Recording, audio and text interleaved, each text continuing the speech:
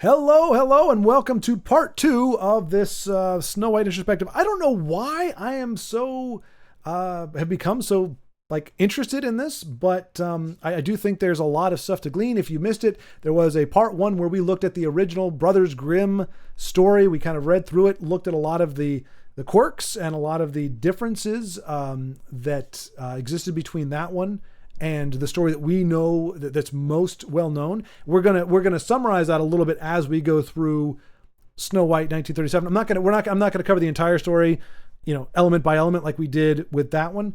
That was because I wasn't familiar with the story, and I thought there was a lot to unpack there. So the first part of this is just looking at the Brothers Grimm version and kind of going over the differences or things that kind of stood out, and then we're going to compare that with the 1937 version. And we see here already we have a bit of a deviation. So it says once there lived a lovely little princess named Snow White. Her vain and wicked stepmother, the queen, feared that someday Snow White's beauty would surpass her own. So she dressed the little princess in rags and forced her to work as a scullery maid. I should probably bring this down here. Yeah, there we go. As a scullery maid. So how in the world that's it's a bit peculiar. So that didn't happen in the original. If you saw that one, the queen does not put Snow White to work, or the stepmother doesn't put her to work. She sends her out and tries to have the huntsman killed pretty much right off the jump. There is no middle ground here. I don't know what the queen is thinking, how dressing her in rags is going to make her less attractive. To be honest, if the queen really thought wardrobe was important, she wouldn't wear what she's wearing. She looks pretty ridiculous. Hair is a nice thing. She has got this.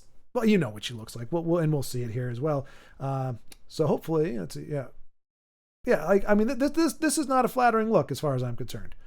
It's not bad, but it's not. If the ensemble contributes to your beauty, this ain't nailing it. But apparently it was doing well for her before, because when she talks to the mirror, it says you're the prettiest one of all. But here we already have her. She's going through a thing, and it tells her that, and that's the look. You're not the prettiest one. And as we heard in the original version, the mirror just doesn't say she's fairer than you or you're not the fairest one. He says she's 1,000 times more fair than you. So that is a look of a woman. Now in this movie, it doesn't say that. It just says she's prettier than you. But that would be the look of a woman, milk being curdled and just hearing this gal is 1,000 times. You're not even close, lady. Insult to injury. But in this version, the mirror doesn't go quite that much. He just says she's prettier. But already now we have the queen being jealous, despite the fact, I don't understand, she seems to say. Why is it Snow White's in rags? How can she still be prettier than me? The logic of wickedness. What are you going to do? So we already have a little bit of a variation there. But here's the fascinating thing. So Snow White's, this is the song that she's singing right here. Come on. There we go. So, sorry for the jerking around. I didn't want to go through and have to grab screen captures of every single part. But I also can't play it because YouTube will flag me for it. So, but this is what she's singing into the well. I'm wishing for the one I love to find me today. I'm hoping and I'm dreaming of the nice things he'll say. This, I didn't realize this until I started looking. What we're going to see here is a microcosm of the entire courting process. Notice she says, I'm wishing for the one I love to find me today. Not the one who loves me. The one I love to find me today. And I'm dreaming of the nice things he'll say. This is a woman longing for love. Now, we don't have that in the original. In the other version, the prince doesn't enter the picture. We don't hear anything about love. This is not a 7-year-old girl. In the original story, she is 7 years old at this particular time. This is, I'm guessing, 15, 16, 17 years old, maybe 18. She's a young girl. She's a teenager, I would say, but a young girl, but not a child. In the story, she's referred to as a child. So they aged her up a little bit, and she is pining for love. She is yearning for love, which if anybody who's over the age of, I don't know, 14, 15 can say that they can relate, that they have felt that pull. I felt that pull. You can be single and still admit that you've found that tug, that desire for love. And it's not just any guy. It's the one that she loves. She is expressing a desire for that man to show up, not at some point, hey, man of my dreams, if you're out there, the guy that I'm going to love, not the one who's going to come at me, but the one who I truly love. I want you to find me. I'm not going to find you. I'm not going to pursue you. I want you to find me today. So it is a cry of her heart in general to be loved, but specifically, and like I said, this is a microcosm, a breakdown. It's kind of a bit on the nose, but it's essentially truncating it, saying not only do I want love, I want it right now. Like, I am ready for love. The guy who I love is going to show up today. That's what I want, and I'm hoping and I'm dreaming of the nice things he's going to say. And here's the thing. He hears that. Wait. Yep. See, he comes up, and I might not be able to get the exact frame, but he hears what she's saying. He sits on the wall. Can I get there? Okay. Well, anyway, he hears her singing these things. So this is not just a like happenstance, like, oh, he came by, he sees her just singing about something, or sees her pulling water out, and he's like, oh, hey there. He's hearing her cry out and say, like, I mean, again, she's not crying out. It's a beautiful little, singing number, but she's saying, I'm wishing for the one that wishing into the well, I'm making my wish, invoking a wish, saying, the man who I love, I want him to find me today. And the guy's there going, okay, I'm here. I love you somehow. You can say it's sudden, but that's kind of how love is. Whether you believe in love at first sight or you think it's a good thing or not, the dynamic of having two people connect very suddenly and abruptly is not a ridiculous or unheard of notion. Now, it doesn't necessarily mean that it is true love or that it's going to lead to true love, but it is something that can happen, that there's that spark. A lot of people call it a spark. It's the combination of an attraction that's both physical, something that we can understand, we can perceive and go, oh, wow, she's very beautiful, I am attracted to her. But then you also have, or, and her saying the same thing about him, but there's something understood beneath that, because you could come across, you could walk through the mall or anywhere. Who goes to the mall anymore, right? But you can walk through any place and find attractive men and women. But to have that moment where you go, ooh, it's not just a physical thing. Doesn't mean that it's going to last a lifetime. Doesn't mean that it's true love or that it's going to be the real deal. But there's something specific and something very poignant about that moment. And a lot of times, nowadays we have more opportunities for people to get to know each other, become, people say, I married my best friend.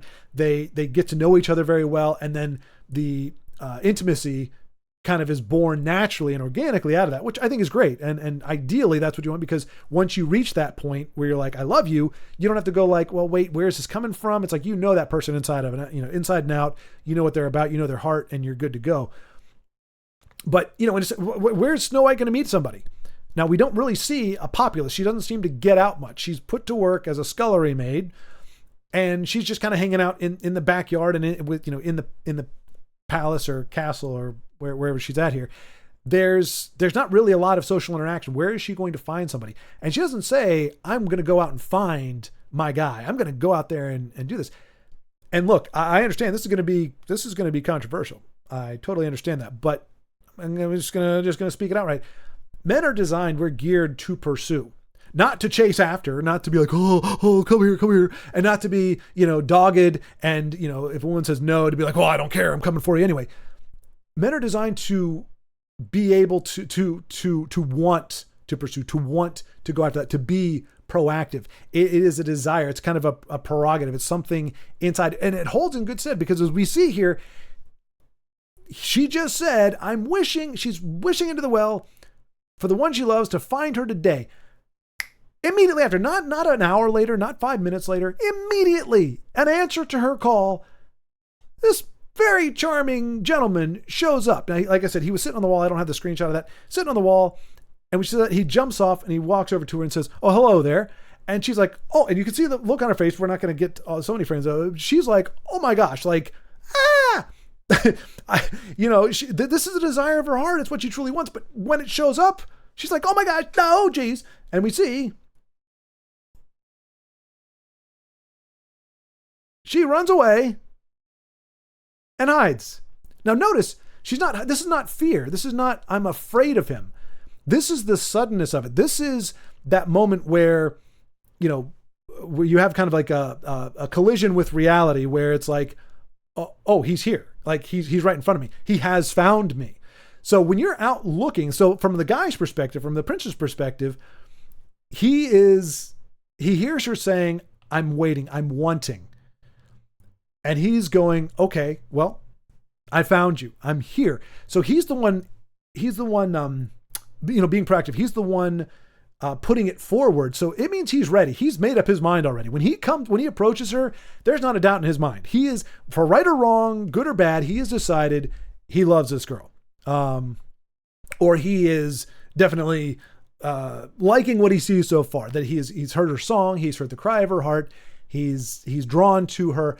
He's not going to approach if he's going, I just don't know. He's worked through it, and it may seem very fast. And like I said, this is a very condensed timeline of the courtship, of the pursuit process. But we're not missing a beat. There is her expressed desire and longing, and him going, bam, here I am. He's had a chance to prepare himself as he's watching, as he's listening to her. His feelings, his desire is being processed, is being worked through. When he jumps off the wall and goes to approach her, he knows what he's all about. He knows he's made the decision.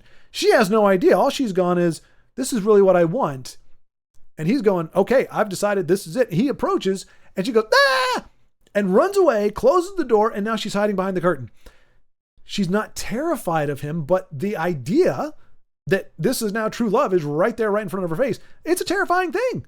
In a manner of speaking, not horrifying, not like, oh my gosh, but it's like, the butterflies, the accelerated heartbeat, all of that kind of stuff. This is face to face with this and what that entails, a life together, marriage, intimacy, children. Like there's a whole thing that kind of comes with this kind of love. There's a lot that comes with it. It's a life-changing thing. It is some people don't believe this, but I do believe there's an intertwining. There is a spiritual component to it that is just more than just a physical act or a proximity deal, that there is actually a covenant, a deal made with that other person to say, we are bound together, that I've left my life as a single person. I am now part of this. Doesn't mean I don't have my own identity. Doesn't mean I'm not still my own person, but our lives are now intertwined together, and hopefully until the end of the road, until everything is done. So, that's a big deal.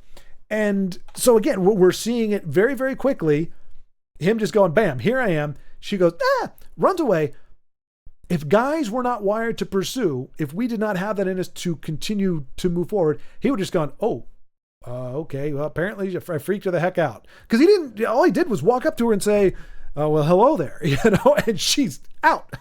So it's not like he said something like, hey, baby, or, it didn't come on to or anything. He just approached her, took his hat off, I believe, and he's like, hello, introducing himself. And he's not a creepy guy. He's not wearing a mask. He's not like dressed in black and all creepy. He's a prince. He looks like a prince. And despite the fact that he doesn't know that she's a princess. She's dressed like a scullery maid. She's dressed like a serving girl. And I think that's an important point. I actually kind of just missed that. He's not looking at her like, she's got money, she's affluent, she's whatever.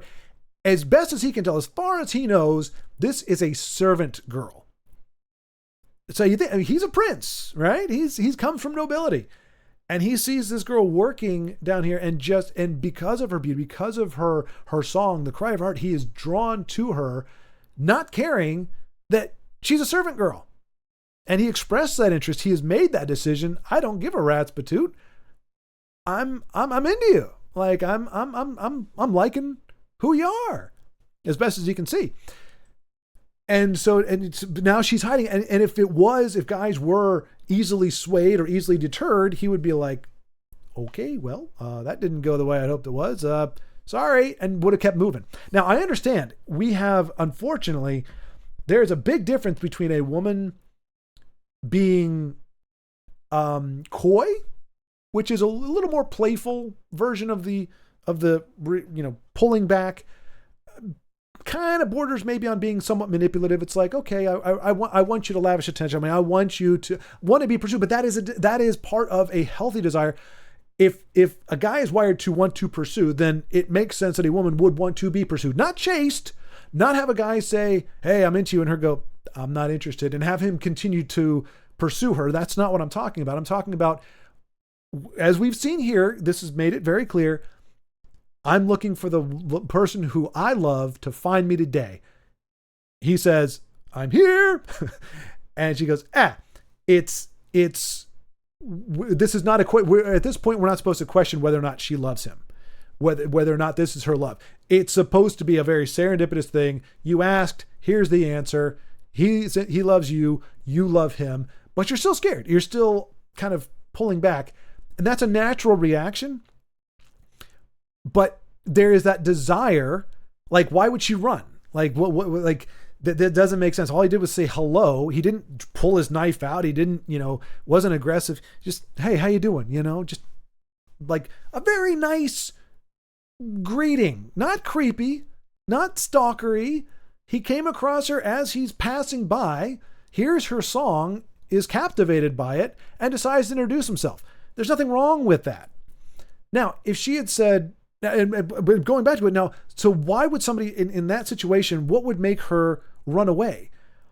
Because it is the idea of being that pursuit of, okay, are you going to continue to come after me? Am I worth that to you? Is it worth calming me, reassuring me, showing me your intentions? Is that worthwhile? Am I worth that? Am I going to be cherished? And, are you going to be rebuffed by me not, just, throwing myself at you? That might seem nice, but honestly, as a guy, like if I were to tell a girl, ask a girl out, I don't want her to just be like, oh yes, I totally want to. I don't want her to run away, but I do I want to know that she is gauging me. I want to know that she is also looking at me and going, is this somebody who I would cherish? Is this a thing? And the proximity is, it can be very uncomfortable and it can be very unsettling. And that kind of presence right there when he shows up, when the person you're looking for finds you, it's a very unsettling thing. And to be fair, even as a guy and how we're wired, it would still be it's still a bit odd if a woman approaches, and I don't know that it's not that it's wrong or it's bad or anything, but it is, it's different. It's a different dynamic. It's kind of, in Back to the Future, there is a big distinction when she rescues him. Remember, not Marty, George. George is doing the peep and Tom thing. He falls, dad hits him with the car, and she feels sorry for him and falls in love. There's a love there for him, and arguably a love for her, although that is the creepy stalker stuff going on there. We just kind of have to let that go for a second.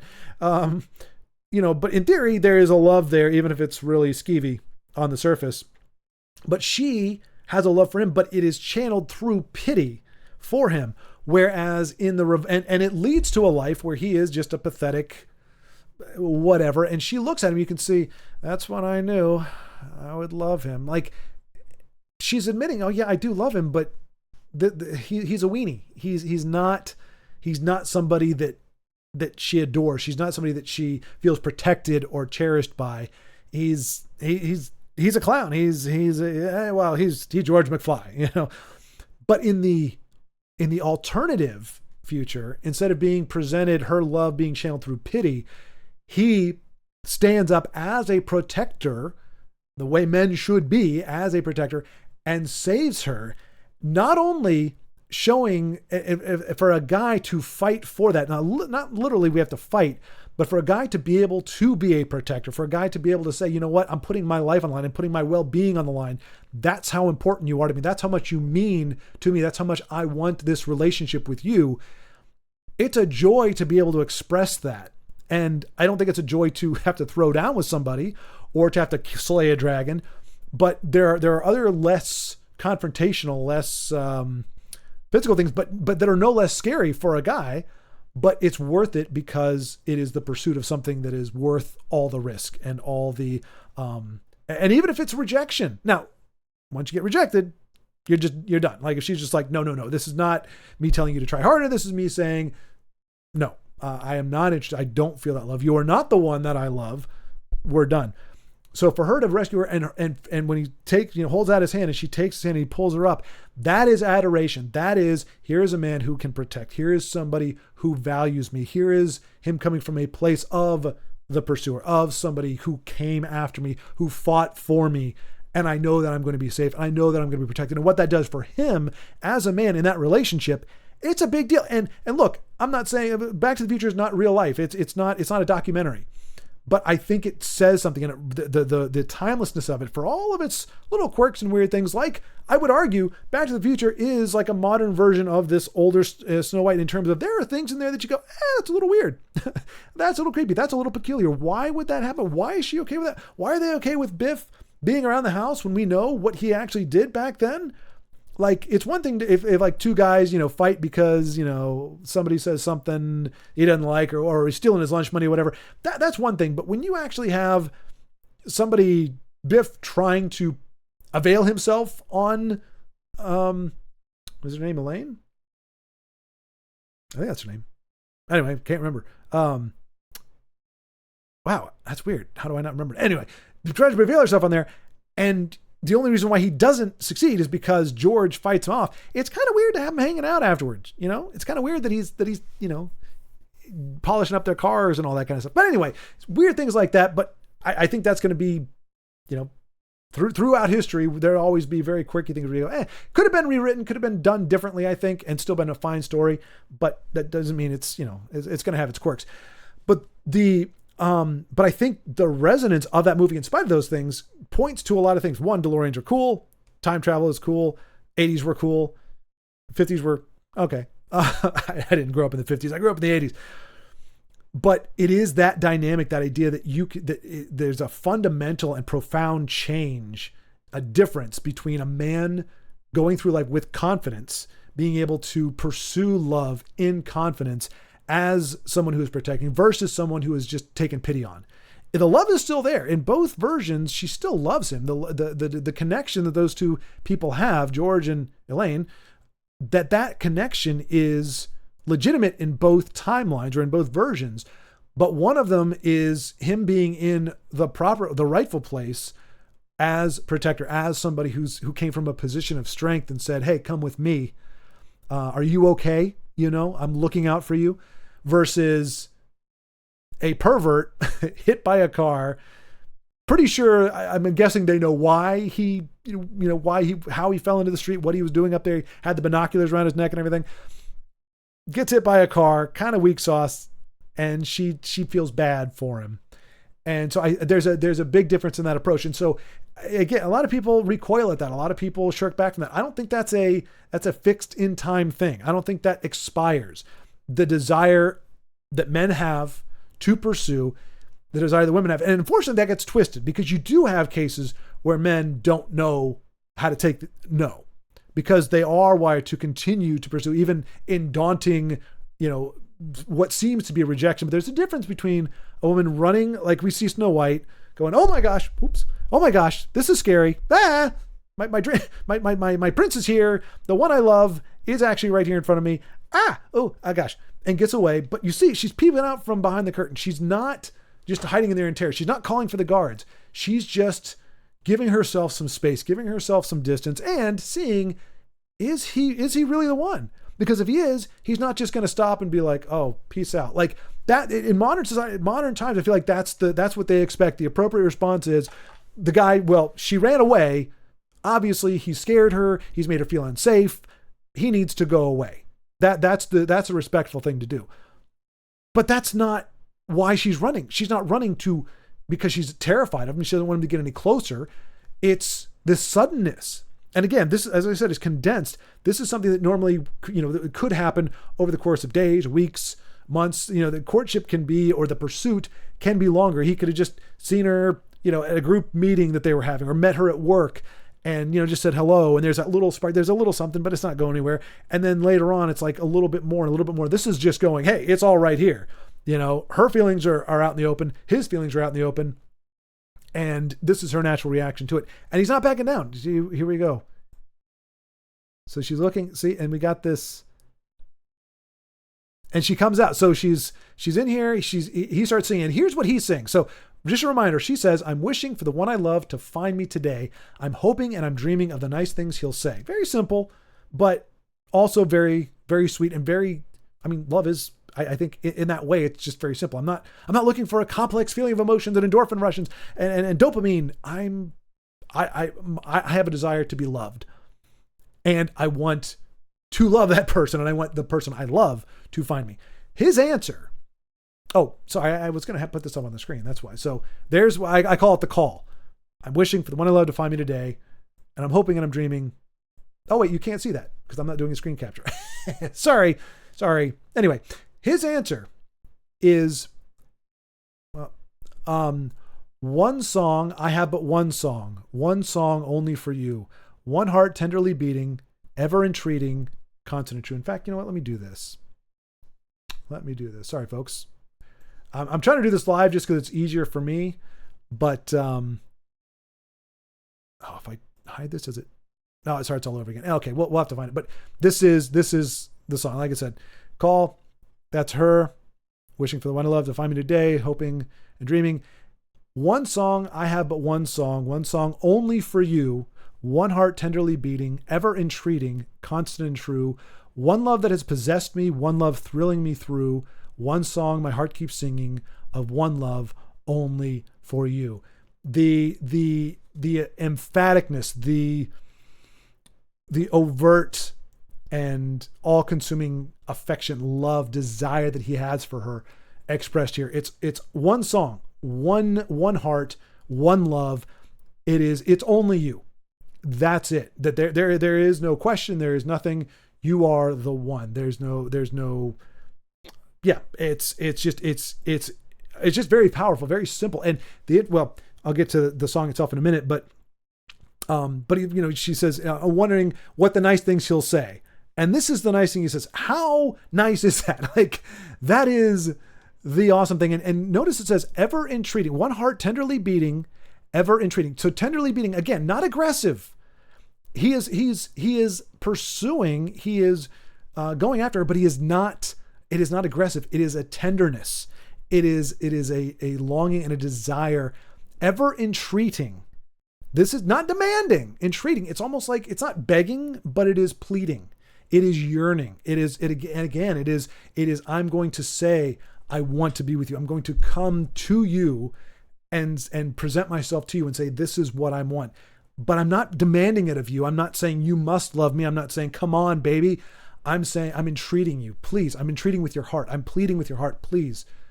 Do you accept me? I'm going to be here. I'm going to be the man. I'm going to be the protector. I'm going to be the one who proves out how much I want to be with you. But it's a cry of my heart. It is an entreaty to you, not a demand, not requiring, not trying to finesse. I'm presenting this to you. I have a tender heart that is only for you. And I mean, it is very singular in its voice. One. It is all about one love that has possessed me. And you say, oh, it's very, very fast. And yes, this whole thing is just a few minutes. This interaction. Let me go ahead and switch back to my other. Oops. Sorry. You're seeing a little bit of a. There we go.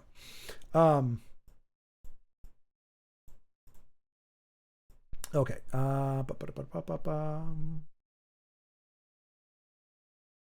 And you notice he doesn't try to go in the door. He doesn't try to pursue her up to the balcony. He respects the fact, okay, she's gone up there. She's kind of hiding. Okay, I've kind of freaked her out. And those words that I read to you, those are what he is singing to her at this point. And so he's professing that love. Again, condensed. We've got about a minute and a half to do an entire love story, an entire courting process. And so it's very on point. It's very upfront. There's no, I saw you and I thought you were kind of cool looking. I'm kind of curious about you. It's no, I have one love and it's for you. I'm entreating. Please. And And you see her reaction. She goes from being inside, she hears what he's saying, and she comes out. And that's her response. So that is the softening. That is the melting. Because, I mean, it truly is. I mean, it is a very vulnerable feeling to feel love for somebody. And then to have this guy, whether you know him for a year, I mean, there's a reason why, in proposals, why it's still, even though they've been together for so long, it's still nerve-wracking. Every guy that I've talked to that has proposed, they said they were so nervous they were going to throw up. They were anxious. There's just all these emotions, even though it seems to be a foregone conclusion. I mean, if you're willing to spend that much money on the ring and you've been together for however long and you've said probably things about wanting to get married, it's still a very intense thing, even for the guy. And also for the girl, it gets emotional. Like, this is not coming out of left field. The moment may be out of left field, but it's not like, whoa, where did this come from? But yet there's still that emotion. There's still that realization of, I'm saying yes. Like, my heart is saying yes. I am saying yes. This is what I want. It's, and understanding what that means and how awesome that is to actually have that happen. It works for both parties. And so you have this pursuit, this, again, very condensed version, where he has pursued her. He has stopped. He's not encroaching on her. He's not doing the whole, like, puts his hand, she's leaned up against the wall and he puts his hand against the wall, next to her head and leans in. This is not like a Han and Leia thing where he's like, why are you trembling? It's, I'm not that afraid. He's like, you love me because of my scoundrel. It's not that, which I'm not saying that's wrong or bad. It's a fun scene, but this is a much more innocent and much more, this is a prince, not a scoundrel. Not a scoundrel. Just thought I'd emphasize that point. Not a thief, not a scoundrel, a prince. Somebody of nobility, somebody of noble stature and character, and approaches her and says, this is my heart. I heard you singing. I heard you asking for me. And so I'm here. And she goes from hiding. She hears what he has to say. She hears the cry of his heart, and she responds to that and comes out on the balcony. And they don't, that's it. I mean, as far as I remember, that's how the scene ends. She's on the balcony. Yep, the queen sees it, not happy, looking freaky. And that's it. And she closes the curtain. So we don't see a culmination of that, but it is very stated. There's no question here at this point. It was, again, the whole scene, I think, is about a minute long, if that, minute and a half. And it is, I want love. I want love to find me. I want the man that I love, not who loves me, but the man that I love to find me. He shows up, says, I'm it. I've got one heart, one longing, and it's for you. She goes, she's drawn out by that, by the sincerity, by the earnestness, by the tenderness. And I'm pretty sure they sing together. I can't remember exactly at the moment, but it is to me, it's a very touching thing. And what's interesting, this song, his song, when he says, one love, I have but one love, it's a beautiful melody, and it's sung, when it's sung, it sounds romantic. It has a romantic vibe to it, has a very tender vibe to it. I don't know. You listen to it. I can't play it. Again, YouTube, Disney, whatever, but listen to that song. It's very simple. Again, that's his entirety of his bit there. There's just that little bit, one love, only for you. But it has a beauty to it. It has, again, a romantic vibe to it. Yet that is going to be the same song, or an iteration of that is going to play when he's mourning her, when he finds her and she's appears to be dead. And it's kind of like the first time I remember having that happen is Last of the Mohicans. If you've seen that one, Daniel Day-Lewis, there's a song that plays, and it's a violin or fiddle, I guess, by the way it's played. And it has this, and I can't remember what it's called. But it is, it's essentially like a love ballad. It's pretty much two people who have had that spark already, and they're finding each other, and they're going to consummate their relationship. But it's a very loving and I don't know how to describe it, but it's got that romantic deal. But that exact same melody, the exact same song sound is at the end. I think it's called Promontory. And it is the music that plays when they're going after, one girl has essentially killed herself because she doesn't want to be brutalized. Two women have been captured. One of them is the one from the initial one. Anyway, I'm getting lost in the weeds here. Bottom line is the same sound, but played differently. The other one is done with a very loud kind of a drum, a very strong beat to it. It's got, a lot more instruments. It's not just one fiddle kind of playing. It's this full orchestral thing. And it now has the power of like a revenge, of a pursuit and an overcoming evil type thing, or the bad guys type thing. So it's the same sound, but different context and done slightly different to transform it from something that is more about passion and romance to something that is about passion, but a vengeance. And so that's the first time it happened that I can remember. Would be the second time that I've at least that I can recall in my mind. This is another version of that. And it's personally pretty darn beautiful. And so, but it bookends it. And so we already have, in the original version, I mentioned, it's almost like the queen is a protagonist, which is not impossible. The protagonist, we usually think of it as the good guy. Protagonist is somebody who advances the plot, and the antagonist is the one who usually provides blocks there. And I would argue that the queen is the protagonist in the original version of Snow White, because she is the one doing all the things. She is the one pursuing action to become the fairest one of all. The entire story revolves around her efforts to kill Snow White. She tries 3 different times, fails. And then at the very last thing we read is her fate. It starts with the mother, and in the revision, it's the stepmother. But it starts with her. And this story also starts with her. The very first person we see is the queen. Comes in from the storybook to the castle to the queen. And then we see Snow White. And then immediately the next one is the prince. And she gets pissed off at that, of course.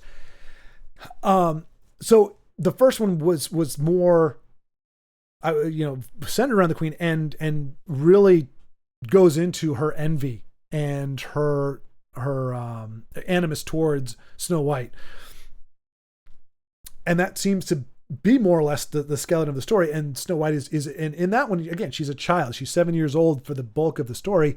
We don't have a love interest at that point. It is more focused on the queen and her trying to do this. And the dwarves are really the antagonists. They're the ones who are stopping the queen. Just because it's something good that they're stopping or something bad that they're stopping doesn't mean they're not stopping the progress of the protagonist. So I may be remembering that wrong. It's been a long time since I've read that kind of stuff, but I think the queen is the protagonist in that one. In this one, it shifts, but it's a natural shift, I think, because we do have, at the end, we have the love story where she wakes up and he says, "You're the love of my life." Essentially what is being sung in the song here. He says, "You're the love of my life." She loves him and they get married. So there is a love element to it, a redemptive element for the end of the story, while the queen gets tortured and punished and killed, tortured to death, essentially. Let's just beat around the bush. That is the fate of someone consumed with envy and hate and spite and malice and vanity and pride. That is the end result of that. This approach, Disney's approach in 1937, was not to focus so much on the queen, that is still a driving force, but to make Snow White herself more of the protagonist. So we now introduce the elements of the love story and condense it down where there is no, if you watch this scene, there is no question Snow White's digging him. There's no question that he's digging her, that they have had this moment. They've come together. They've done the dance that usually can take, several weeks or longer is condensed down. She runs, she hides, she recognizes what it is that she has now been faced with, that the answer to her wish is actually standing right there. She emerges, she comes out, and they have a moment of understanding with each other. Now, why it doesn't go into any more than that. It doesn't explore that any further, possibly because, again, it's an animated feature, the first one of its kind. Probably don't want to go too far into it, but they set the stage. This is not some strange guy that's just going to walk up and kiss her. That's kind of a little bit of a weird thing. But in the first one, there's no kiss either, as we know. It's literally just, it's a very awkward, somebody stumbles and the piece of apple falls out of her throat and she's all good to go. But immediately we see the change here, this introduction love story, essentially swapping that in for the queen's 3 attempts to kill Snow White. Instead of her, she sends a huntsman out, which is also in this one, which she does right after this. Huntsman, bring me her heart. Not her lungs and, what was it? Lungs and liver. Good alliteration there. Initially she wanted lungs and liver. No. Now she wants the heart. And we have the intent. I'm going to kill you. Ooh, that's very bizarre. So that's the first attempt. When that fails and when the queen realizes that didn't work, she doesn't do the bodice where she laces it up and squeeze the life out of her. She doesn't do the comb in the hair. She goes right to the apple. Which also makes more sense from a storytelling. As you know, again, as I talked about, it's kind of weird to think that Snow White would continuously, be tricked or allow herself to be tricked by her stepmother, by this wicked stepmother who she knows is trying to kill her. She already knows when she ran the first time that the stepmother's trying to kill her, and she has to grapple with that. She has this whole moment where she's going, what's going on in my life? Like, what has happened to my life? And then she runs. So she already knows that that stepmom's trying to kill her. After the first time, after the bodice part where she gets, it squeezes around her, and she seems like she's dead. She knows very well that the stepmother is willing to don these crazy disguises and has machinations employing machinations to try to kill her. In that version, it kind of works because, again, she's 7 years old. She's a child. She's referred to many times as a child or a little child. She's very, very young, and there's many different ways to get children to, hey, the candy, hey, dangle something that they want, and their judgment goes skewy. That wouldn't really fly with this version of Snow White. Presenting her as older, as a teenager, perhaps, she's not going to be fooled twice by the queen. That's just not going to happen. So it's been adjusted, and it's taken some of the spotlight away from the queen. We're seeing less of her motivation, less of her, what drives her. And we're getting to see, instead, we see the roots or the seeds planted of this love and this desire for Snow White, the desire that Snow White has for true love to come into her life. And it does. And even though we don't see that enacted out in any way, it is still, we as the audience know, hey, these two found each other, but now Snow White is being sent out to go pick flowers, I think it was, and is betrayed, is going to be killed. She finds the dwarves, and it is, unlike in the story, we talked about it, in the actual story, it explicitly says, it goes through a great bit of detail to tell us that the house is very neat and tidy. Everything is laid out. There's even food and wine set out on the table that Snow White decides she's going to take a little bit here and there. It is described as a very tidy house. And the dwarves are, when they tell her, you can stay here, but you need to, cook and do these other things. She's like, oh, absolutely. With all my heart, I will. It's not out of necessity. It's not because they can't take care of themselves. It's because they're allowing her to be a part of their home, a part of their lives, and give her a function in that. So, but here we have another deviation. Walt decided we're going to have the exact opposite. Instead of being very orderly and neat, their house is going to be a wreck. And I think, again, we're trying to flesh out Snow White's character more so than it just being a cautionary tale about evil, about envy and pride and vanity, which is what we get in the first story, focused on the queen. Now, Snow White is truly here. I mean, the queen is still, I would say, she's still a protagonist. She's still trying to advance her own agenda, what she wants to have happen. And Snow White's just kind of having to deal with that, cope with that in various levels and degrees. But we're getting more of Snow White's character. We're seeing more of her. We're getting to see the interaction with the animals. We're seeing her heart. Look, she was a scullery maid before. She knows how to cook. She knows how to do all this stuff. And she sees it. I believe in this version, she thinks that it's kids that live there. And she's like, well, of course. Okay, kids are messy.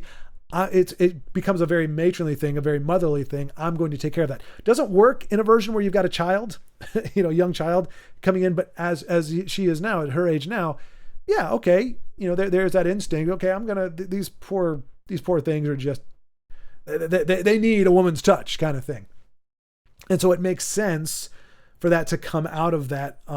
Once they've aged her a little bit, it makes sense for her to have that as a motive, and again to show that good naturedness, to show that willingness, to show that servant heart of a servant. Like there's never going to be a time in history, as many people, oh, this is so outdated. There's never going to be a time where man or woman, a servant heart, a servant mentality is going to be out of sight. It's going to be, oh, that's disgusting, or oh, that's repulsive. Like you want somebody to serve. Half of the crap we have right now in politics is because we don't have politicians that serve the people. We have politicians, at least in America, we have politicians who, once they get elected, they just do their own thing. They do whatever the heck they want to do. In theory, yes, they're representing their constituents, being the majority of the people who voted for them. But a lot of stuff they do, they're not beholden. They're only beholden when it comes around to voting time. And a lot of people just go, okay, well, I guess they did more or less what they want to do. The idea of it being a service position, and not something to be exploited, not something that gives you power, not something that gives you prestige, but something that is, you are there to serve the people. It should be a grind. It should be a hardship to a degree, because you're trying to handle the desires and the voices, hear the voices, process everything of all these people that are your constituents, all the people that you are there to represent. So anyway, don't want to go on a tangent about that. The idea is this is a servant mentality, a servant's heart. And that is a very attractive thing. And, as a guy, I'm like, hey, look, I can't cook for squat. I am not a good cook, horrible at it. But if I find a gal who can cook really well, I will be happy to do the dishes. I can do the dishes. I was raised on doing the dishes. I had to take out the trash, do the dishes, vacuum the floors. I did all the things. So I can contribute in that way, in ways that I'm actually good at. I mean, I can clean a mean pot, as long as I can soak it first if it's got stuff on it. Anyway, but it would be nice if my wife could cook, because that's something I'm not good at doing. So I wouldn't be like, hey, get in there and cook for me. Be like, hey, if you're willing to cook, I will clean up the mess and make sure everything's taken care of. And I mean, I can help out, but I'm not great at cooking, and it's not a fun thing for me. I hate cooking, in fact, but I don't mind cleaning it up. So, there's a give and take, but either way, it's not just a focus on me thing. And who knows, if I had anyway, I'm going off on a hypothetical that makes no sense and doesn't need to be said here, because it has no bearing on this. Looking at, going back to what we're talking about here. So in the original, it's a young girl being taken in by dwarves, and they say, hey, will you do these things to be a part of our home? And she says, absolutely. And she goes about doing them. Here, she comes in proactively, says, oh my gosh, it's a mess. I think these are kids. Let me help them out a bit, and goes and cleans everything up. And let's see. And then she gets a lot of help from the animals. That's a long number right there. So that's the thing. A lot of the runtime is just her singing, that whistle while you work, all that good stuff. And the cute little animals helping out. Nothing wrong with that. But again, you got to remember, this is the first animated feature. I mean, maybe not ever, but the first one that we know about. It's more about, it's kind of like Avatar. Avatar is not known for having an incredible story or incredible characters. And I'm not saying that this doesn't, but it was more of the spectacle. It was more of the technical marvel that it was. Star Wars, fundamentally very, very simple story. Rescuing a princess, a knight of sorts, rescuing a princess, and them saving the galaxy. Like saving the galaxy may be more or less a modern thing, but that is a very simple, straightforward thing. A hero's journey, going, the call to action, coming out, I'm going to pursue my destiny, rescue, and the climax, the sword fight, all the cavalier stuff. It's very, very simple, but the way it's done and the way it was executed made it something that just drew people. So it's fundamental truths, fundamental storytelling, things that resonate with men and women, but that's presented in a new way, in an exciting way that draws people to it. Matrix, kind of the same way, had a lot more other elements, but you still had that whole, the true love, the man that I would love would be the one kind of thing that Trinity says. Like there is that, it's not the centerpiece, but it is definitely a factor in there. And that idea of realizing your destiny, realizing your calling or your purpose is a big deal. So you can have these fundamental stories that doesn't age out. And but for this, getting back to this, I think it was more about showing off really the spectacle in this way, showing off the animation. I mean, this you got so many moving things on the screen at a time. This isn't just, hey, one character walks on, one off. This was really going all in. You've got 1, 2, 3, 4, 5. You've got like 6. Did I count that right? 7 moving things all at the same time. I think it was really a showcase in many ways for this. So it's adapting a story to the medium. It took a written story, relatively bare bones, that really was about the envy and the pride of the queen, and now makes it more about the kindness, the gentleness, the tenderness of this young woman as she goes out, and the animals of the forest helping her out. I mean, the only reference we get to animals in the first one is that they leapt at her, but they did not harm her. And then it says the animals, when she died, or when she was kind of dead, the animals came out, but it lists a owl, a raven, and a dove. In that order. We don't necessarily have all of this stuff, but there is an allusion to it. So you go, okay, let's bring the animals in. I mean, remember, this is before, I'm guessing you had cartoon characters that were animals before that, but it's like, we just now take it for granted, the anthropomorphized animals, or that's when they speak and everything, or the ones that just seem to be like humans. They understand what's going on. They react to humans. They respond in their own animally way, but it's a very human-ish response. They feel compassion. They feel sorry. They help out. They know what she's trying to do, and they're going to help her. That wasn't a thing. This is where it started. The whole animal doing stuff for the princess and just doing things in general trope, really.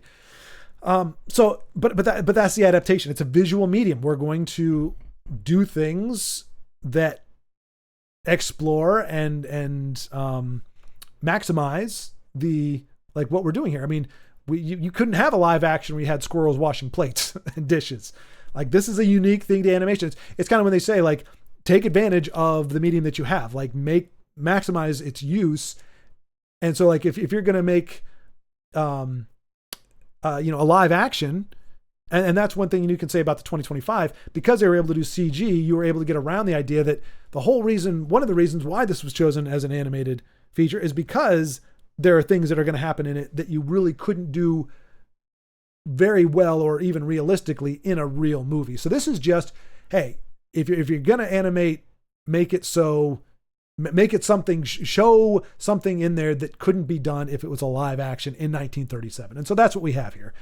But consequently, it's not advancing the plot. It's not doing a lot for the character development or anything. It's just going, hey, look, cool things here. Snow White being a swell gal. And you got the hi-ho, the dwarves going off to, we're introduced to them. And again, in the original, they don't have names. It's the first dwarf, the second dwarf, the third dwarf, all the way down to 7. They all talk. There's no character given to any of them. So kudos to Disney for fleshing that out, going, hey, fleshing that out. If we're going to have these characters, they can't just be an amalgamous, just blob. Just, okay, they all look pretty much the same. He gave them all distinct characteristics and gave them names and gave them those personalities. But remember, they're coming from nothing. There is no sleepy, dopey, whatever. That's all an embellishment of Walt Disney on the story. Now, there may have been a level in here somewhere that I don't know about. There may have been another version that was already an adaptation from there, and Walt built off of that. But from what I can tell, you have 1812/1819 story, and then you have 1937 adaptation of that. So there may be a missing link in there somewhere, because it really is a lot of creativity going in, but it makes sense. You want these characters to have a personality. They are, in many ways, the heroes of the story. The prince doesn't save Snow White. He resuscitates her, in a manner of speaking. It's the dwarves, especially in the first story. They're the ones who save her 3 different times. They're the ones who removed the poison comb, twice. The poison comb and the lace on the bodice. And then it's the prince that, inadvertently in the first one, that gets the apple out. Anyway, it makes sense to flesh them out. It feels like it's, my point in saying a lot of this is, it feels like it's going with the grain. It's saying, okay, here's what I was given. Now, if we're going to change this from a freak children out cautionary tale that ends with an evil woman dancing in hot iron shoes until she dies, if we don't want to go that way with it, can we take the idea of this innocent, pure beauty and and make it more about that, make it celebrate something about that. Well, how are you going to do that? Well, there is a love story, or there's a love element in the original. Let's emphasize that a little bit. Let's give that twice as much time. We're going to bookend it with that now. We'll start almost immediately with the introduction of the prince, so that there's a payoff when he shows up again at the end. It's not just kind of a weird out of the blue type thing. And then you have, okay, the dwarves are going to do, the dwarves have a pretty big role to play in this. How are we going to make that? And I just think, again, it's the diversity of it. Like, you're showing off the animation. We've got each one individually drawn, like very unique in their own ways. You're able to show them doing their mining. That's not in the story in the original either. They don't talk about the mining. It says they mined ore and gold. It doesn't say that, oh, they had a song and that they danced, and it says nothing about that. So all of this is an embellishment, but I feel like it's going with the grain. It's adding to the story. It's adding more complexity to the story. It's making it more child friendly. It's making it more visual friendly. And it's trying to maximize the abilities and the flexibility of animation. So they find it Snow White. And in this one, she offers to, let's see. Wait, does she? No, okay. She doesn't name them because their names are on the bed. She gets them to wash. Again, it's a very motherly thing. It's not a servant. She's treating them almost, in a manner of speaking, like kids. It's like, wash up when you eat, before you eat, do these things. Again, it gives her, we talked about like a protagonist, like it gives her something to do. It gives her more than just, I'm along for the ride. She's proactive about it. And she actually tells it in the original, they tell her, hey, you can stay if you do these things. In this one, she says, I will do these things. I will cook and clean and do all these things. She kind of sells it. And they're like, okay, great. And there's a need, and it makes sense that it's changed for their cottage to be messy, because now it gives her a reason to say that. Otherwise it wouldn't make sense. Why would she say, I'll cook and clean? It's like, we're already doing that. But here it's given a need, and she's given a much more of a place that is, as I said, befitting of her age. She's not a 7-year-old child. She is a teenager, and therefore she's taken on that responsibility. And so now, again, we're skipping over the two. We don't even mess with the other two attempts by the queen. This is her all out, and this is where my nightmares came from. I mean, really, the transformation they do is just incredibly creepy. And that reveal right there, the bird's scared, I'm scared. Like that. Oh, come on. Like, okay, she's smiling. She actually kind of looks like she's nice there, but I mean, it's terrifying. Like, don't know why. I mean, let's not focus on that anymore. I mean, she's creepy as heck. She is creepy as heck. They did a great job making it look terrifying. I've seen screenshots because I haven't seen the 2025 movie. I've seen screenshots. Yeah, she's definitely older. She's not appealing. This is just terrifying looking. Like, she is just, I mean, come on. We don't need the glowing eyes at night. Like, she is just utterly creepy. And she didn't have to go all out with the wart on the nose. I mean, like, she can be old and disguised and not look, I mean, I think that's enough of a disguise. She looks, like, I would not picture her as the queen.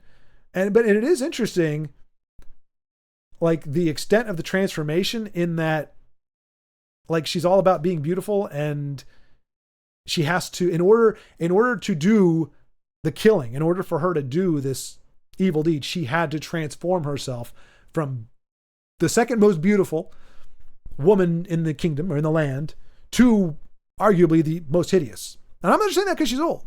I mean, she is actually hideous. And I think it's very, I don't want to say telling, like, oh, it's some metaphor, but like, she has to forego any pretense of that beauty, that she has to transform herself, that her inner ugly manifests itself in that way as she is preparing to, planning to, scheming to commit arguably one of the ugliest acts that humans can portray on somebody else. So we got the dancing, and again, more showing the, the flexibility and the capabilities of the medium. Then we got the apple. I think, does she do the die thing? Oh, no, that's it right there. Oh gosh. Okay. So she gets the apple. She's at, well, you guys know the story. She bites the apple. That is where we're similar from that point on. Now it's different here because the queen leaves after Snow White is poisoned. Oh no, wait, she gets chased out, right? Yeah, I think so. That was something I was confused about. Was the apple just to kind of like knock her out so the queen could kill her, or it was supposed to be poison apple? And I remember now when she's holding it up and everything, it is supposed to kill her. She leaves. She gets chased away by the dwarves. Instead of in the other one, she just leaves. In the original, she just leaves. Here, she gets chased by the dwarves. She thinks she's got him dead to rights. You know, they're and look. I mean, people pointed out that they run at her with clubs. Like they're prepared to beat this lady down. Like they're not messing around. I mean that is not, we're gonna get you and give you a stern lecture, talking to. They're gonna bludgeon the crap out of her. And so she thinks she's got the high ground, and whoopsie, not a great. I mean, then you could say fate intervenes or what have you. Lightning strikes, and instead of shoving the boulder down on them, she falls to her death. That whole sequence, like I said, everything involving the witch is freaky as heck, and not something I want to revisit again. But that does not happen in the original. But again, you'd say, okay, we're not gonna go to the lengths of having her tortured. I mean, I think it was bold enough of a move for Disney to say we're gonna have her talk about cutting the heart out of, like, say, hey, bring me Snow White's heart. That's a pretty non-child friendly thing to do. It's friendlier than what we see in the original story, but it's still a pretty big deal. Give me her heart. Could have said kill her, bring me back her scarf or her bow or something as a token, but bring me her heart. That's a pretty big, pretty messed up thing. But we're not going to go full out, torture the queen at the end. It's kind of her own doing. It's kind of like Smeagol, or Gollum in Lord of the Rings. She's more or less undone by her own malevolence. Granted, she's being pursued by dwarves that clearly definitely want to do her harm, but it is her attempt to lever that boulder down on top of them that ultimately leads her to this to her grisly demise. So, but that again, for a movie, that makes sense. That adaptation makes sense because it's like that whole ending of the first one where she realizes it's Snow White, but can't stop herself from going to see that it's Snow White. And then she just stands there terrified and blown away. And then they make her do the shoes. Like it just doesn't translate very well. It's not that it's outdated. In and of itself doesn't really make a lot of sense. And to the point where even going, okay, I'm going, I don't know what that was about. I don't know what her motive was for going there, what she was expecting to have happen. That whole thing, it's kind of a mess. So it's rewritten in a way. The queen does get her just desserts. She does meet her demise, but it's a little more straightforward and allows the dwarves to kind of be the hero because they get jilted out of their heroism because they don't take the comb out of Snow White's hair. They don't cut the laces on her bodice. They don't really have any, that element of the story is gone. So this gives them a way to take part in Snow White's protection and defense, albeit too little too late. And they're not able to revive her. So they have this morning. They're let's see. So beautiful even in death, that the dwarves cannot find it in their hearts to bury her. That's from the story. The prince who had searched far and wide heard of the maiden who slept in the glass coffin. They don't say that outright, but that is, he just comes across her. So just as he kind of suddenly comes across her here, or in the beginning, he kind of just stumbles across her at the very end and is like, oh my gosh, girl in a coffin. I'm digging it. And this is where he comes in, he's singing the same song from the beginning, but it's now mournful. It's now sad. And this is, we'll talk about in the next video. We'll be talking about the Disney version. It won't be as long as this one. Not the Disney version, the updated version, the 2025 version. But you could have done this so well. The anguish, like you take what was done at the beginning, it was profound. It was not long. It was not involved. but it was very profound, very, very strong statement. Her going, I want love. And he says, I'm here to give you that love. Like it's a no questions asked. These two, he's very much in love with her and she's in love with him. And the agony, the anguish of heart that he would have, again, singing that song, One Love, it's still the one love. I think it's still the same lyrics. But just the sentence, because I think, well, no, so he's got this longing, and I don't want to risk showing it because I don't know if, how it'll go, but he gives her a kiss. It's not, well, yeah, okay, that's, all right, well, I'm going to risk playing it real quick. I can redo it if need be. So he bows his head. So that was after the kiss. So he kisses her, bows his head. It's in mourning. You could do so much with that grief, with the ache of, seeing the ache in there of this, that he was able to, for a brief time, just long enough to find the love of his life, find the woman who just completely was able to get his full commitment, full adoration, that he would cherish her. And then this is the fate that he's thing. She's dead, but not undead. He can see her, he could touch her, but there's no relationship there. And the kiss, again, I don't want to try to show it here, but it's a very quick. It's not like a tender thing. He doesn't lean in and, do the whole, the modern kiss type thing. It's a very quick, it's like a kiss goodbye. That's the point that I was trying to get to. Sorry. Sometimes in the back of my head, I'm like, okay, there's a point I want to make. And it's not a kiss of, like, again, people are like, oh, he kissed a dead body or he's kissing a girl without her consent. He's kissing her goodbye. He's not thinking, oh, I'm going to kiss her and break the spell or, dislodge the apple or whatever. He's just thinking, the love of my life, I'm going to kiss her goodbye. It is me saying goodbye to her. And so it's a tender moment, but it's not a romantic one. There's nothing romantic. It's not like I'm kissing her and, with all the love, it's more like a goodbye, Snow White. And I think, you could do so much with that, with a new version of it that fleshes out that love story, but that's not what we get. And so, so you have this very tender moment of him saying goodbye. And as we know, that is what awakens her. She's up. He still doesn't realize it. They're celebrating. And there's a moment where, she puts her arms out to him. Again, that's the thing. Now, you could say his natural impulse would be to pick her up, but she wakes up, she steps up, and she puts her arms out. Again, it's an invitation. He's made the move.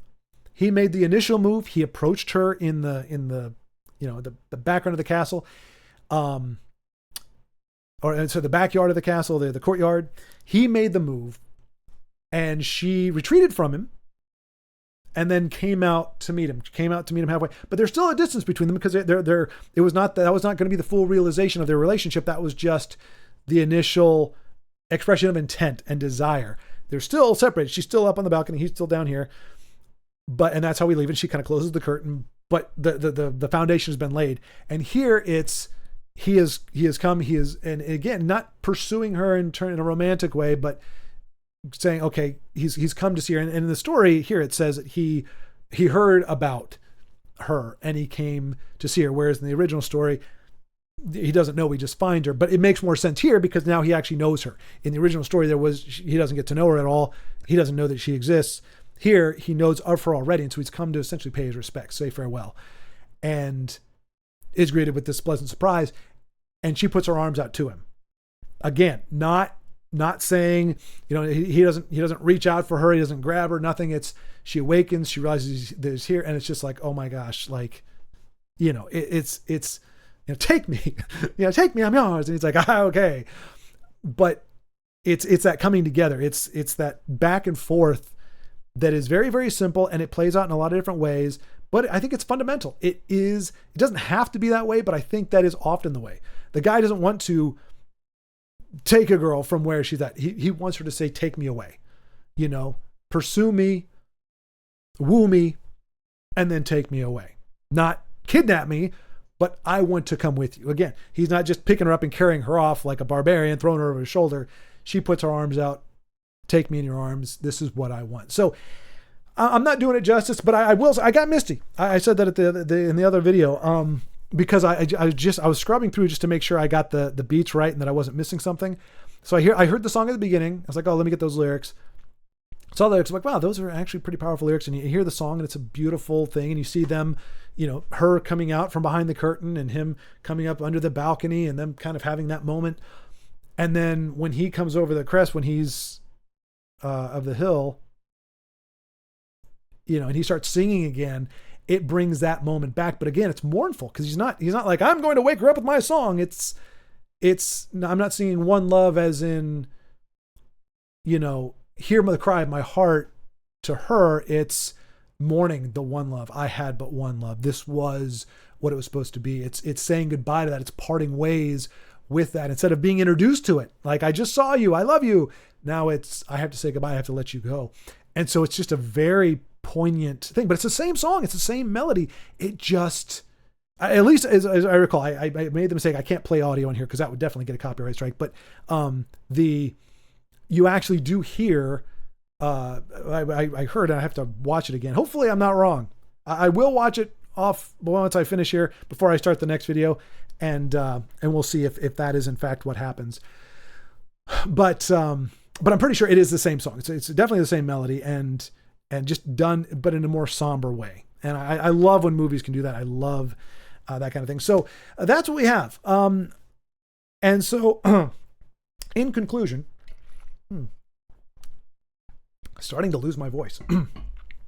In conclusion, we have what I would consider to be an organic growth from what the story was, so that it is less of a cautionary, evil bad, envy bad, pride bad, leave those things aside, and goodness triumphs, and then punish bad.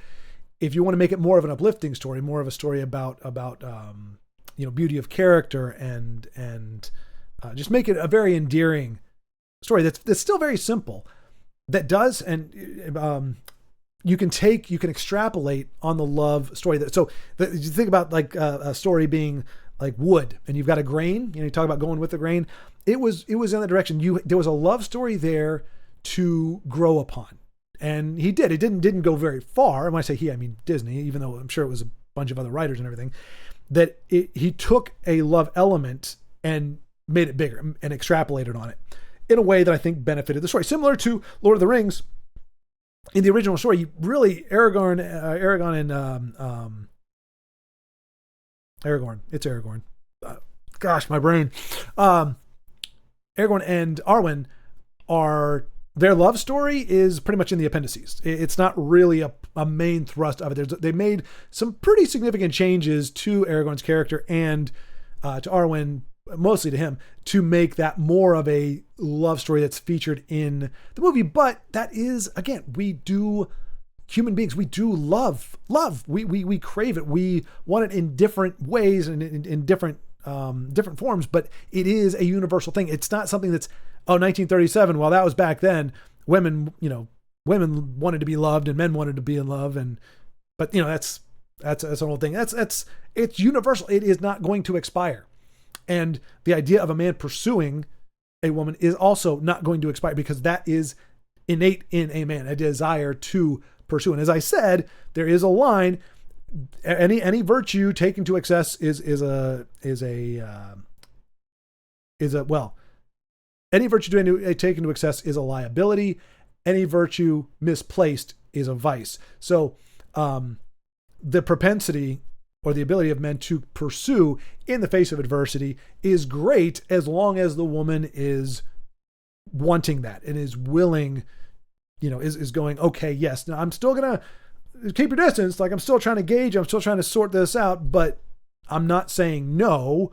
I'm just going, it's kind of scary. There's a difference between that and just her going no, and the guy going, oh no, I don't think you heard me, baby. Like, you don't want to encroach on that. You don't want to push beyond. And that has happened. And that is a problem. There needs to be a discernment. And part of that is the water gets muddy because we have movies, we have media that celebrates seductresses and seducing and, the what do you call that?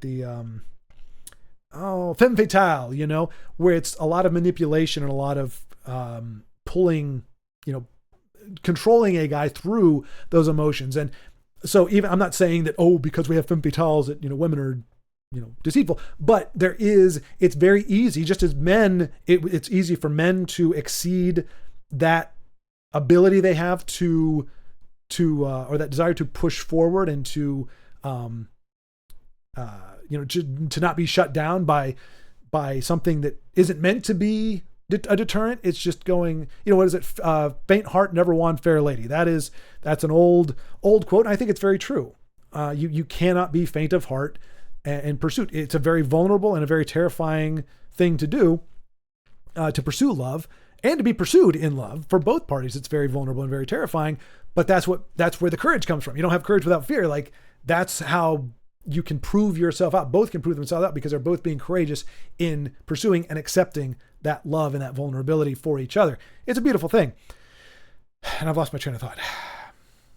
Anyway, I'm getting way in the weeds here, but I'm just saying that is a universal thing. That is, and just as I could take that too far. Women, that kind of being coy, being reserved, which is a sign of discretion. It's a sign of her going, like, every guy who comes around, I'm not going to be like, yeah, I want you.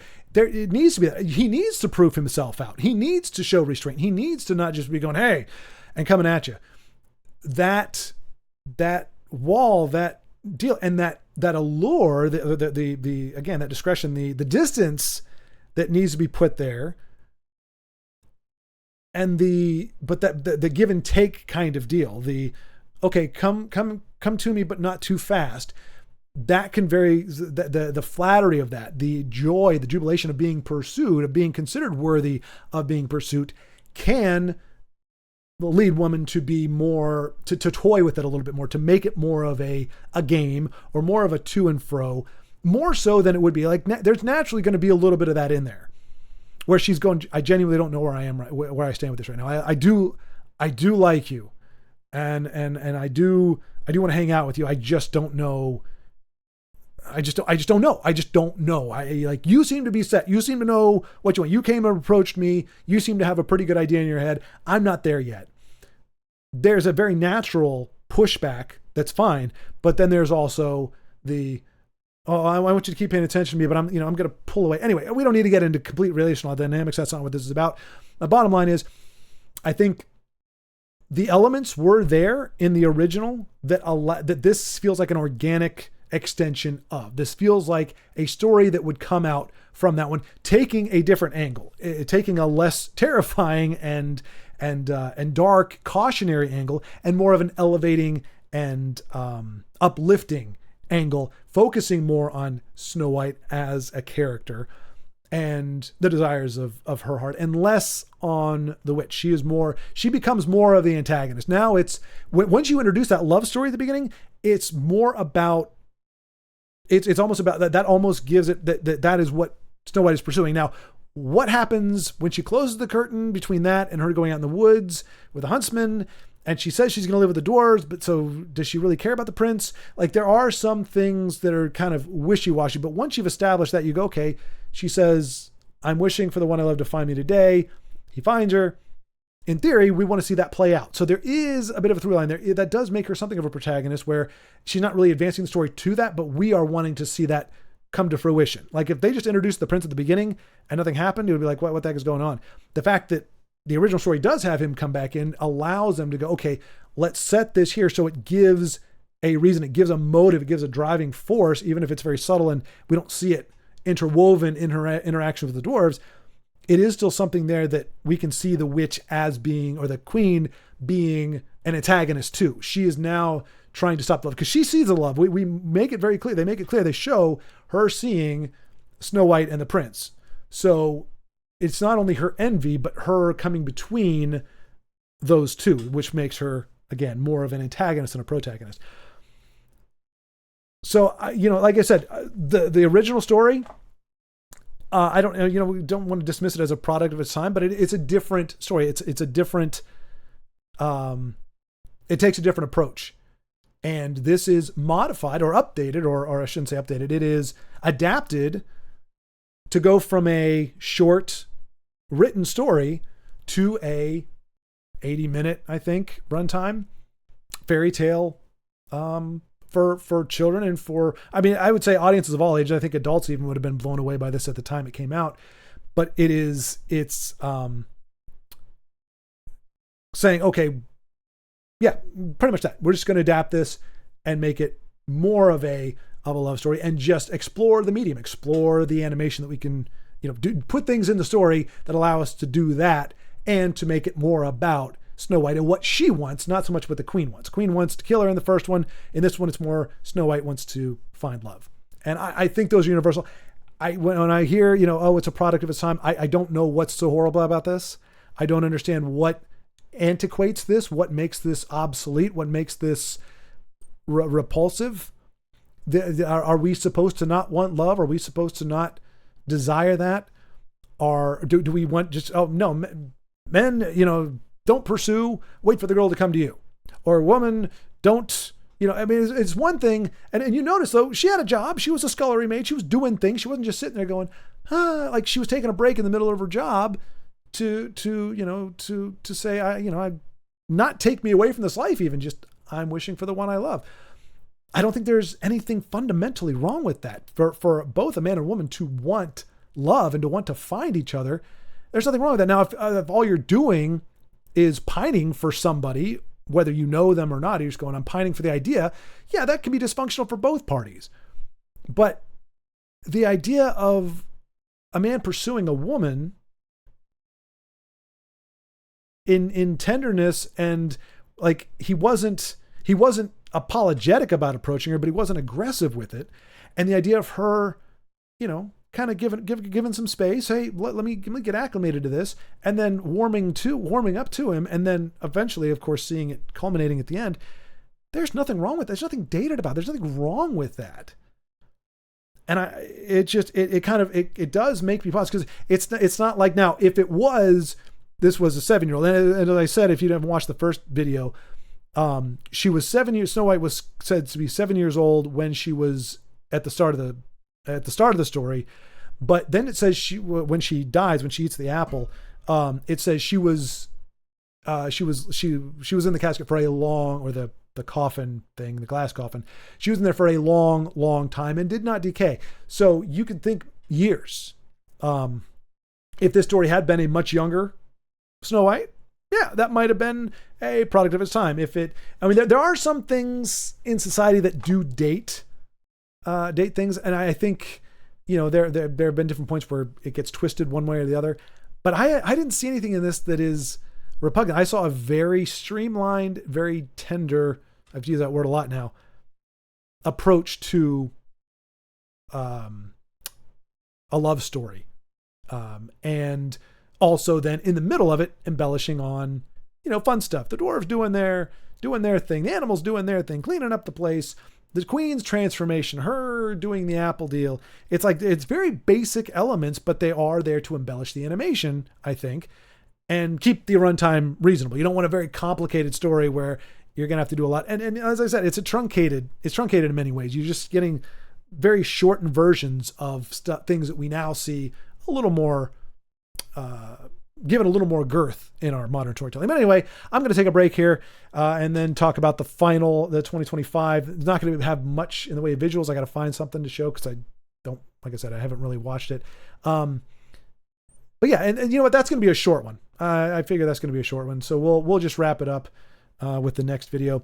But yeah, so that's that. I'll talk to you. Worst way to end a video ever.